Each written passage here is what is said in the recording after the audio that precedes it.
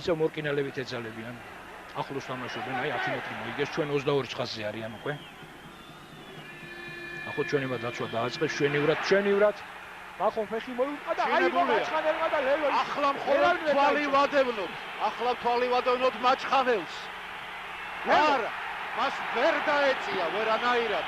ალექსანდრე გლოზდოვსკი არადამცდელობა იყო ამისა, რადგანაც არ ვიცი, მე მგონი 70 მეტრი შინებულად ირბინა ირაკლი მაჩხანელმა და ტაიმის მიწურულს ასე მაჟორული აკორდით უნდა დავამთავროთ მატჩის პირველი ნახევარი. დიახ, ანგარიში უკვე 25-9. ნახოთ ეს ეპიზოდი. გრაჩოვს აართვა ბურთი. გრაჩოვს ყველაზე გამოცდილ მოთამაშეს რუსთა ნაკრებში აართვა ბურთი და აი შეხედეთ გაშლილი ნაბიჯი.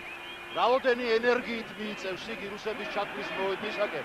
იქ დაცვის დასახმარებლად გადმოსულმა ხაზის მოთამაშემ მართალია მიასწრო, მაგრამ მხოლოდ ხელი გაუბიძგა იმისათვის, რომ საბოლოოდ ირაკლი მაჩხანელს ბურთი შეეტანა რუსების ჩათვლის მოედანზე.